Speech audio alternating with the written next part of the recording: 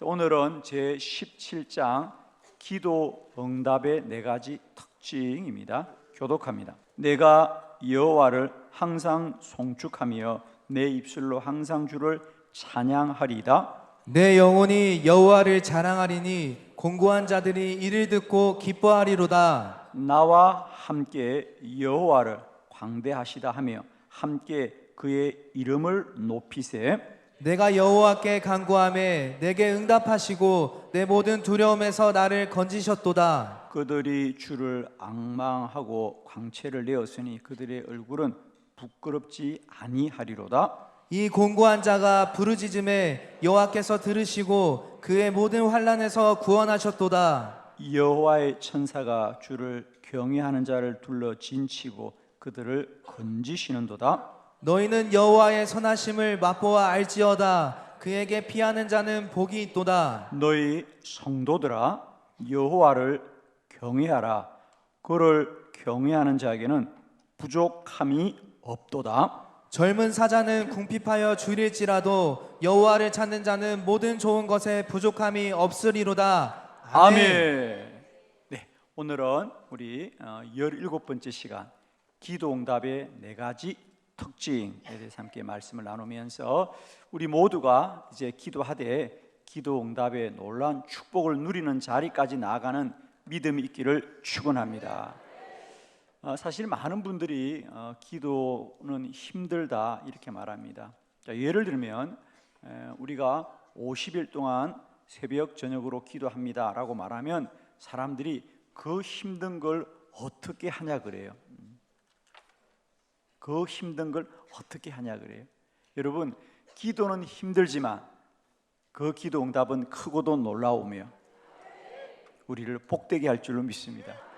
그러니까 사람들이 절반만 안다는 거예요. 힘들다. 그러나 그 힘든, 예를 들면 우리가 시편의 고백도라면 우리가 정말 눈물을 흘리며 씨를 뿌릴지라도 그는 기쁨으로 단을 거두는 기도 응답의 열매를 누리면 물론 힘들지요. 그러나 그 대가를 기쁨으로 지불할 수 있는 거죠. 아멘이시죠? 그래서 우리는 자꾸만 기도는 힘들다라고 생각하는데 기도가 힘든 것으로만 우리가 머물지 마시고요. 더 나아가서 그 기도가 응답되고 그 기도를 통하여 주의 살아계심이 누려지고 말입니다. 기도가 응답될 때 우리는 기꺼이 그 힘든 것을 대가로 지불할 수 있고 기도의 힘듦을 능히 돌파해 갈 수 있습니다. 저는 이 50일 기도학교를 함께하는 모든 우리 교회와 성도들에게 이제는 기도가 힘든 것에 머물지 마시고 이 힘든 것을 지나게 될 때 기쁨으로 단을 굳으되 30배도 60배도 100배도 1000배도 10,000배도 누리게 되기를 축원합니다. 그래서 이제 우리는 기도 응답의 4가지 특징, 기도는 응답이 되고 기도 응답에는 이런 특징이 있다는 걸 잘 이해하셔서 기도의 여러 가지 시험과 어려움과 방해와 또 우리 안에 좌절들과 낙심됨을 돌파하고 이기고 기도 응답의 자리까지 나가기를 축원합니다. 오늘 시편 34편은 다윗이 고백하는 믿음의 고백입니다. 특별히 다윗은 그가 왕이 되기 전에 15년 동안 광야를 떠돌면서 참 힘들고 어려운 시간들을 보내게 됩니다. 그러나 오늘 성경은 말합니다. 그가 어떻게 그 15년의 고난을 이길 수 있었던가? 오늘 우리가 함께 본 마지막 10절 다시 한번 크게 합독해 볼까요? 시작. 젊은 사자는 궁핍하여 줄일지라도 여호와를 찾는 자는 모든 좋은 것에 부족함이 없으리로다. 아멘. 젊은 사자는 궁핍하여 줄일지라도 여호와를 찾는 자는 좋은 것에 부족함이 없으리로다. 정말입니다. 우리가 하나님을 찾는 자들, 그를 찾아 기도하는 자들은 반드시 복되고 부족함이 없으며 선한 길로 인도받게 될 줄을 믿습니다. 그러니까 다윗은 그의 인생에 기도에 관한 이 분명한 믿음을 가지고 있었기 때문에 환난과 고난을 이길 수 있었습니다. 오늘 저는 이 다윗에 관한 말씀을 준비하면서 사실 다윗은 기도의 사람입니다. 그의 인생 전체가 오직 기도로만 그 삶을 가장 영광스럽게 변화시켰던 사람이죠. 사실 다윗은 가난한 집의 목동의 아들이었고 많은 형제들 중에 막내로 자랐습니다. 아무도 주목받지 못했고요. 그런데 그는 오직 하나님께 기도하는 사람이었고, 그는 왕의 자손도 아니지만은 이스라엘의 왕이 되었고요. 이스라엘의 왕 중에 지금까지도 이스라엘 백성들의 가장 존경받는 훌륭한 왕이었습니다. 다윗이 그럴 수 있었던 것은 오직 하나, 그는 기도의 사람이었고요.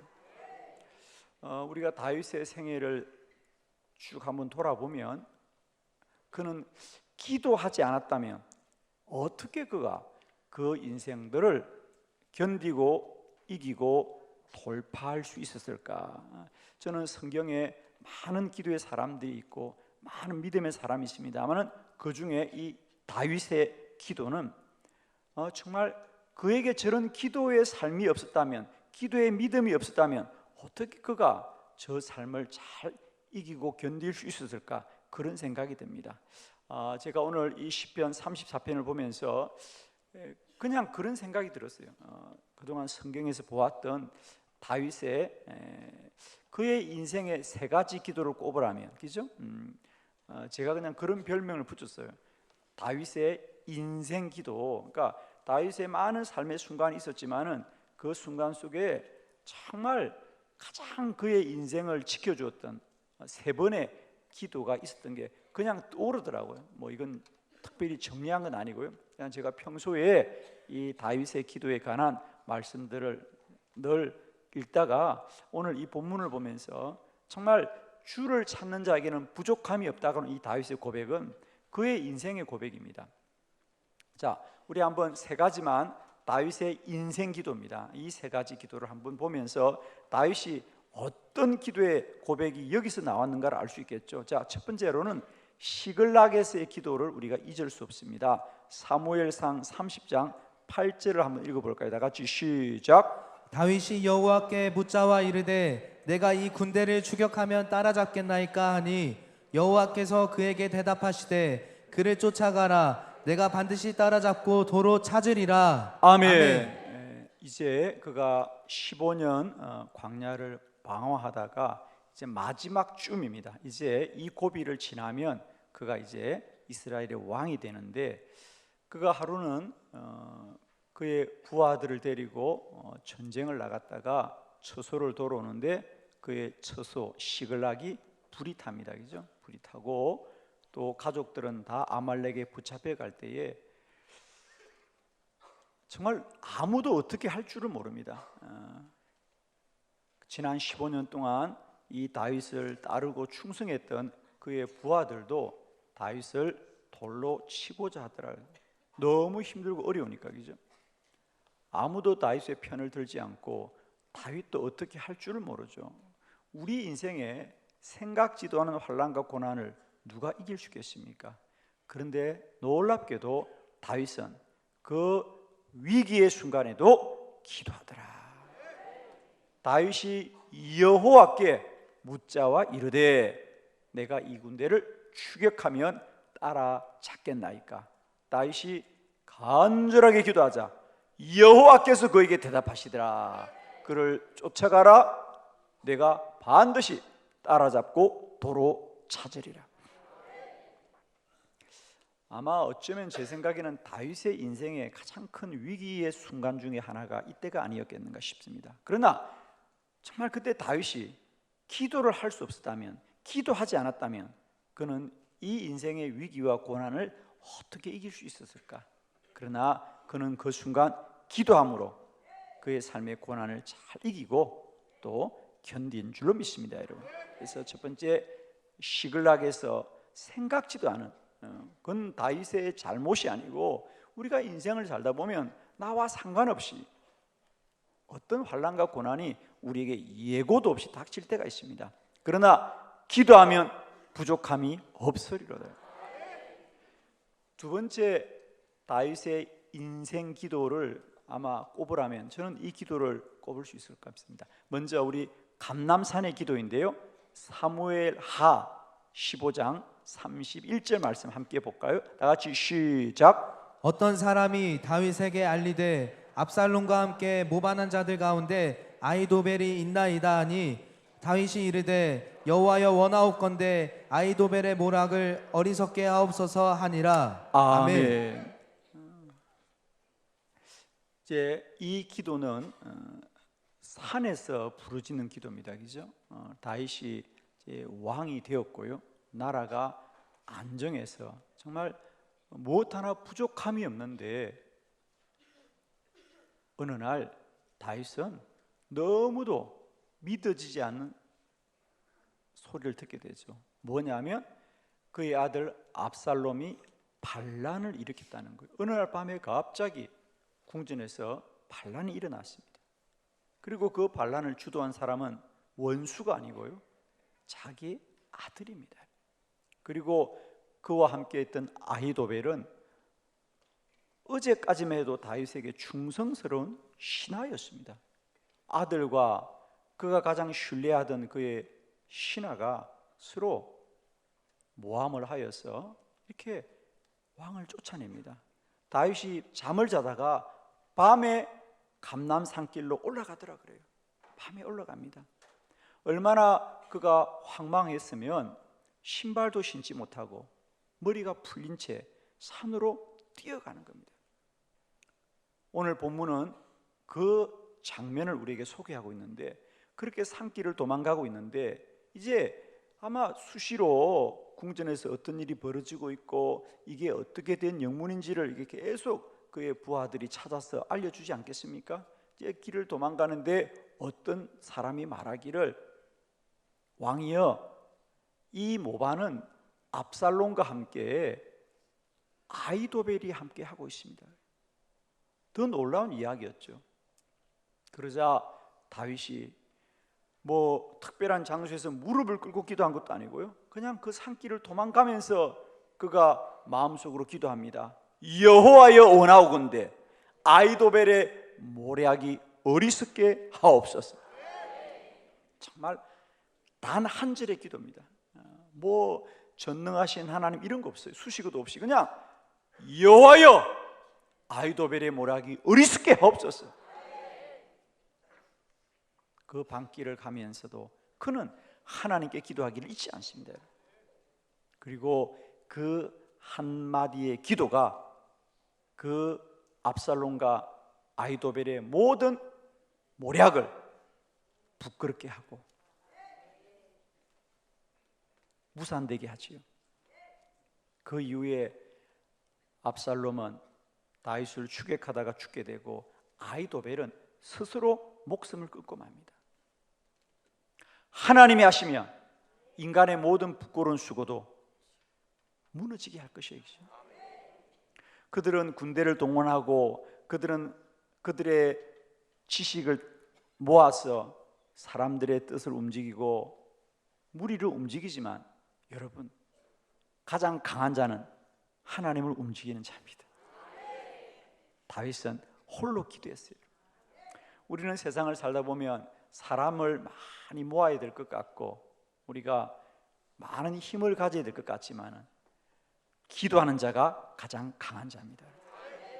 저는 이 장면을 참 오랫동안 제가 뭐 수없이 설교도 하면서 저도 많은 은혜를 받았던 다윗의 기도 중에 하나입니다. 사실 인생을 살다 보면 여러분, 내가 잘한다고 인생이 잘 되는 게 아니죠. 정말 아들이 이런 불의한 일을 꾀할 줄을 누가 알 것이며 또 누가 이걸 막겠습니까? 여러분, 자기가 신뢰하던 사람으로부터 배신을 당해본 사람들은 알 것입니다. 우리가 인생을 산다는 게 나만 잘한다고 되는 게 아니에요. 세상이 불의하고 세상이 악하고 세상이 우리를 대하여 큰 고난과 환난을 올 때 여러분 어떻게 이걸 이길 수 있습니까? 저는 이 본문을 볼 때마다 그래, 우리가 적들과 싸워서 패하여도 얼마나 부끄러울진데 이 반란을 자기 자식이 일으킬 때에 그 왕이 어디에 숨을 수 있겠습니까, 여러분? 그 나라를 빼앗긴 것보다 더 큰 아픔이죠. 아비로서 말입니다. 아들이 내게 반란을 일으켰어요, 여러분. 그건 단순히 어떤 권력의 싸움이 아니에요. 그건 인생이 무너지는 거죠, 여러분. 그러나 내 힘으로 내 인생을 어찌할 수 없을 때에도 기도하면 하나님은 그 인생을 지켜주는 겁니다. 다윗의 인생에 기도가 없었더라면 오늘 위대한 데이빗은 없을 거라는 거죠. 다윗은 없을 거라는 겁니다. 세 번째, 다윗의 인생의 기도를 꼽으라면 저는 아라우나 타작마당에서 이 다윗의 기도입니다. 사무엘하 24장 25절이죠. 이제 다윗의 인생의 마지막 쯤에 있었던 일입니다. 그죠? 우리 먼저 사무엘하 24장 25절 말씀 크게 합독합니다. 시작. 그곳에서 여호와를 위하여 제단을 쌓고 번제와 화목제를 드렸더니 이에 여호와께서 그 땅을 위한 기도를 들으심에 이스라엘에게 내리는 재앙이 그쳤더라. 아멘. 이렇게 고난을 다 견디고 정말 다윗의 삶을 보면 기죠.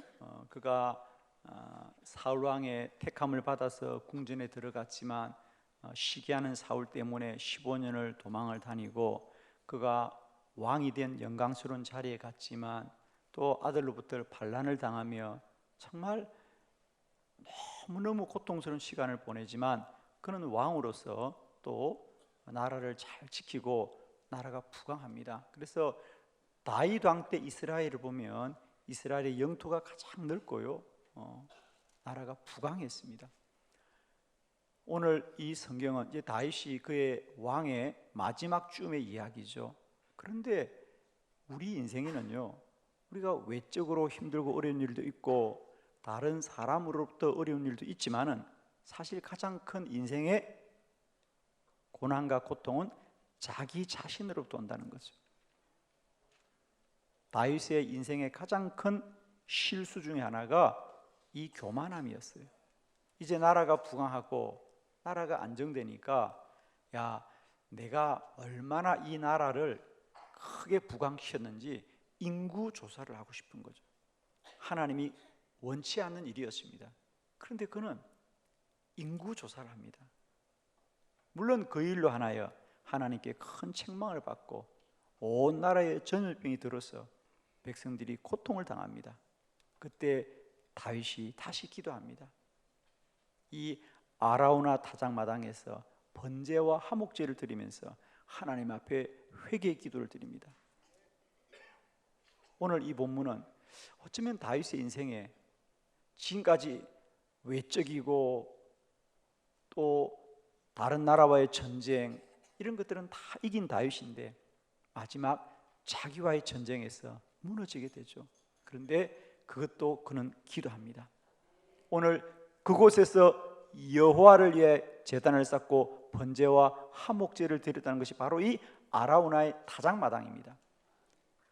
그는 여호와께 그 땅을 위하여 기도를 드리실 때 이스라엘의 재앙이 그쳤더라. 여러분, 우리의 힘으로는 적들은 이길 수 있지만요, 자신은 이길 수가 없습니다. 내 힘으로 나를 이길 수 있습니까? 이길 수 없습니다. 기도만이 나를 지켜주고 기도만이 내 삶의 가장 큰 축복이라는 사실을 꼭 기억합시다. 저는 오늘 다윗이 시편 34편에서 젊은 사자가 굶주릴지라도 여호와를 찾는 자는 부족함이 없다 그랬어요. 시글락에서 생각지도 않은 적들의 침략을 인하여 큰 위기가 왔고 아들의 반란으로 인하여 더 큰 인생의 위기가 왔고 자신이 교만함으로 인생의 가장 큰 위기가 왔지만 감사한 것은 다윗은 기도하는 사람이었다는 거죠. 자, 오늘 그 다윗의 고백입니다. 이제 우리가 그런 인생의 길을 찾아온 그는 한 생애를 오직 기도로만 살았던 그 다윗이 이제 우리에게 이렇게 말합니다. 기도 응답은 이렇게 되는 것입니다. 자, 기도 응답의 네 가지 특징, 여러분 가진 교재를 보면서 빨리 정리하도록 하겠습니다. 자, 기도는 어떻게 응답이 되느냐? 첫 번째, 항상 응답하신다. 시편 34편 1절입니다. 다 같이 시작. 내가 여호와를 항상 송축하며 내 입술로 항상 주를 찬양하리이다. 아멘. 내가 여호와를 항상 송축한다는 거예요. 이 항상이라는 그러니까 어떤 경우에도 나는 어떤 경우에도 하나님을 송축합니다. 내 입술로 주를 찬양합니다. 왜? 내 인생에 어떤 고난과 혼란이 올지라도 내가 기도하면 하나님은 항상 응답하신 하나님이죠. 할렐루야. 하나님은 내 인생에 한두 번 응답하는 하나님이 아닙니다, 여러분. 모든 일에 기도 응답하시는 여호와를 찬양합시다. 우리가 사실은 기도하고도 한두 가지의 기도 응답을 가진 사람은 우리가 흔히 볼 수 있습니다. 그러나 그 인생의 모든 것이 기도 응답인 사람은 보기 쉽지 않은데, 이제 저는 축복합니다. 우리들의 기도 응답이 한두 번의 기도 응답이 아니라 모든 일에 항상 하나님의 응답을 누리는 복된 기도자 되기를 축원합니다. 두 번째, 기도 응답의 특징은 하나님은 기도하시되 바르게 응답하십니다. 시편 34편 8절입니다. 다 같이 시작. 너희는 여호와의 선하심을 맛보아 알지어다. 그에게 피하는 자는 복이 있도다. 아멘. 우리는 반드시 도움을 받되 기도하여서 하나님의 도움을 받아야 됩니다. 왜냐하면 우리가 기도하면 하나님만이 우리를 돕되 바르게 도우신다. 너희는 여호와의 선하심을 맛보아 알지어다. 그에게 피하는 자는 복이 있습니다. 여러분, 혹 세상의 도움과 혹은 가까운 친구의 도움을 받되 그 도움이 오히려 우리를 불행하게 했던 적들이 있는 걸 알 것입니다. 여러분, 사람은 사람을 돕대요, 바르게만 돕지 않습니다. 사람은 사람을 돕되 악한 일에도 돕고요, 불의한 일에도 돕습니다. 사람들은 이익이 된다면 돕는 거지요. 그렇습니다. 사람이 협력을 하되 선한 일에 협력하지 않습니다. 이익된 일에 자기가 이익만 된다면 불의한 일도 스스로 협력을 합니다. 그러나 하나님의 도우심은 선한 일로 도우신다. 아멘. 여러분, 저는 하나님의 도움을 받는, 아니 하나님의 도움만 받는 기도자 되길 바라요.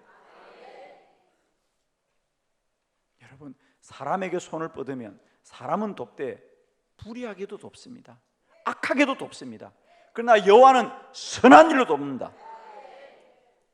기도는 우리를 바르게 응답하신 하나님. 저는 축복하기는 우리 인생을 살다가 도움이 필요할 때마다 그 도움이 세상과 사람의 도움이 아니라 여호와의 도움이 되시길 바라고요. 기도 응답의 도움이 되기를 축복해요. 여러분, 정말입니다. 우리가 기도하지 않고도 도움을 받을 수 있는 길이 많지만 우리는 잘 아셔야 됩니다. 세상과 사람이 주는 도움은 불의한 일도 돕고 악한 일도 돕습니다. 그러나 여호와는 나를 도우시되 바르게 도우신 하나님. 아멘이십니다. 이제 우리의 도움이 오직 여호와께 있어서 바르고 선한 길로 인도받는 저와 여러분 되기를 축원합니다. 인생의 가장 큰 축복은 뭐냐? 많은 것을 가진 것이 아니라 바르게 사는 것이 않겠습니까? 기도로 날마다 때마다 광야 같은 내 인생길 바른 길로 인도받는 저와 여러분 되기를 축원합니다. 기도 응답의 세 가지 특징. 세 번째, 부족함이 없이 응답하십니다. 시편 34편 9절입니다. 다 같이 합독합니다. 시작. 너희 성도들아 여호와를 경외하라. 그를 경외하는 자에게는 부족함이 없도다. 아멘. 너희 성도들아 여호와를 경외하라. 그를 경외하는 자에게는 부족함이 없도다. 이 말씀은 하나님께 기도하면 하나님은 뭐든지 다 준다는 뜻이 아니고요, 우리가 기도로 하나님께 공급받으면 하나님이 주신 것이 가장 복된 것입니다.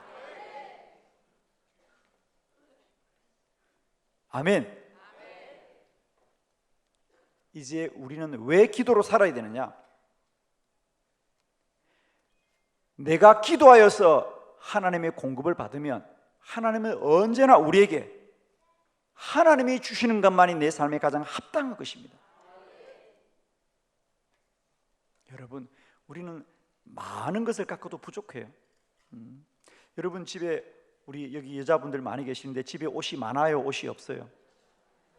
입을 옷이 없어요, 그죠? 남자들도 마찬가지예요. 집에 가진 게 없다 그래. 여러분, 우리는 많은 것을 갖고도 진정 필요한 게 없다 그래, 그죠? 우리 인생도 마찬가지예요. 갖지 않았는 게 아니에요. 가졌음에도 불구하고 우리는 부족함이 많아요. 그러나 여호와께 기도하는 자는 부족함이 없습니다. 아멘이십니까? 오늘 이 말씀을 그냥 기도하면 하나님이 다 준다라는 부족함이 아니고요, 하나님이 우리에게 기도를 통하여 주시는 것만이 가장 복된 일이고요, 소중한 것이고 그것으로 충분한 것이다. 아멘이죠? 우리가 세상에서 구하는 것은 만족함이 없다 그랬어요. 세상에서 구하는 건 만족함이 없어요. 그러나 주께서 주시는 것은 부족함이 없어요. 우리 시편 23편 1절로 2절을 교독합니다. 여호와는 나의 목자시니 내게 부족함이 없으리로다. 그가 나를 푸른 풀밭에 놓이시며 쉴만한 물가로 인도하시는도다. 아멘. 여호와가 인도하는 길은 내게 부족함이 없어. 아멘이십니까? 이것이 기도입니다, 여러분. 우리가 기도해야만이 부족함이 없는 거예요. 기도하지 않고도 우리는 얻을 수가 있고 취할 수가 있습니다.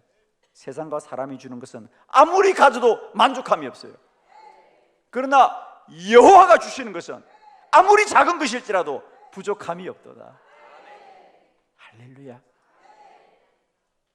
여러분도 아실 겁니다. 인간의 이 마음의 욕심이 무엇으로 채울 수 있습니까? 물질로? 세상이 주는 것으로 채울 수가 없습니다. 그러나 여호와가 주시면 부족함이 없어요. 아멘이시죠? 날마다 때마다 기도함으로 말미암아 우리 안에 부족함이 없으리로다. 부족함이 없으리로다.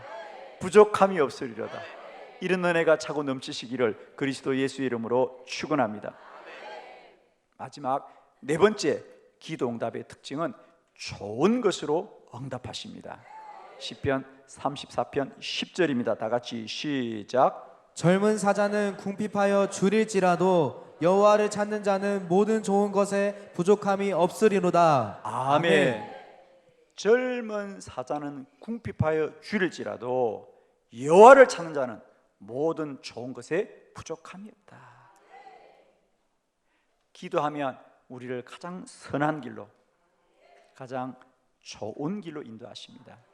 역시 이것도 마찬가지입니다. 우리가 기도하면 그냥 쉬운 길로, 또 편한 길로, 넓은 길로, 바른 길로 가는 게 아니고 가장 옳은 길로 가게 된다. 그러니까 여기서 좋은 것에 부족함이 없다는 것은 옳은 것입니다. 옳은 것. 우리가 인생의 좋은 길이라는 게 뭘까? 예를 들면 사도 바울도 로마에 편지할 때 내가 여러분에게 빨리 가는 길로, 가장 빠른 길로 가겠다, 그렇게 하지 않았어요. 여러분에게 갈 수 있는 가장 좋은 길로. 자, 우리 로마서 1장 10절을 한번 볼까요? 다 같이 시작. 어떻게 하든지 이제 하나님의 뜻 안에서 너희에게로 나아갈 좋은 길 얻기를 구하노라. 아멘. 아멘. 내가 하나님께 기도합니다. 내가 로마로 갈 수 있는 가장 좋은 길을 하나님이 허락해 주기를 기도합니다. 나는 빠른 길을 구하지 않았습니다. 바울은 내가 여러분에게 빨리 가기를 원합니다. 내가 갈 수 있는 가장 편한 길을 구하겠습니다라고 기도하지 않고 여러분에게 갈 수 있는 가장 좋은 길이란 것은 하나님의 뜻 안에서, 어떻게 하든지 하나님의 뜻 안에서 가장 옳은 길을 구한다. 사실 바울은 로마를 가기 전에 로마에게 이 편지를 씁니다. 그리고 우리가 사도행전을 보면 바울은 로마를 어떻게 갑니까? 죄수의 몸으로 재판을 받기 위해서 갑니다. 그는 언젠가 내가 로마를 가되 복음을 전하는 선교사로 갈 것이라고 생각하고 나는 기도합니다. 내가 하나님께 갈 수 있는 가장 좋은 길 얻기를 원합니다 라고 했는데 그의 삶의 현실은 억울하게 갑니다. 죄인의 몸으로 갑니다. 재판을 받기 위해서 갑니다. 그러나 훗날 돌아보면 그것이 로마를 복음화시키는 하나님의 가장 합당한 길이었어요. 아마 바울이 자신이 원하는 바대로 자랑스러운 선교사로 로마 사람들의 환영을 받으며 갔다면 과연 바울이 로마를 복음화시킬 수 있을까? 나중에 우리가 돌아보면, 그죠? 과연 로마로에 갈 때 바울은 스스로 참 부끄럽고 유라굴라 태풍도 만나고 죽을 고비를 만납니다. 그러나 그런 모습으로 그가 로마의 가장 겸손한 자로, 가장 낮은 자로, 핍박받는 자로, 고난받는 자로 하나님이 그를 인도하여서 로마를 위에서부터의 복음화가 아니라 아래서부터의 복음화, 외적인 복음화 아니라 내적인 복음화를 통해서 그 견고한 로마를 복음으로 무너뜨립니다. 이게 하나님의 방법이고 이게 하나님의 가장 좋은 길이에요. 여러분, 우리가 기도하면 내 마음에 만족하고 내 눈에 보기에 좋은 길로 가는 게 아니고요, 하나님 앞에 가장 좋은 길로, 가장 합당 길로 인도받게 될 줄 믿습니다. 여러분. 축복합니다. 이제 우리가 기도가 힘들다고 하지만 그 기도가 응답이 된다면 우리는 모든 대가를 지불하고도 끝까지 기도하게 될 줄 믿습니다. 축복합니다. 기도는 반드시 그대로 됩니다. 그러므로 내가 너에게 말하노니 너희가 무엇이든지 기도하고 구하는 것은 받은 줄로 믿으라. 그리하면 너에게 그대로 되리라. 여러분, 기도는 반드시 그대로 됩니다. 오늘 이 시편 34편을 통하여 다윗이 고백하는 바, 여호와를 찾는 자는 부족함이 없다는 이 말씀을 붙드시고 주님이 주시는 것만으로 우리는 날마다 차고 충만한 복된 기도자, 능력 있는 기도자, 날마다 때마다 기적과 표적과 이사를 누릴 수 있는 기도자 되시기를 축원합니다. 기도드리겠습니다.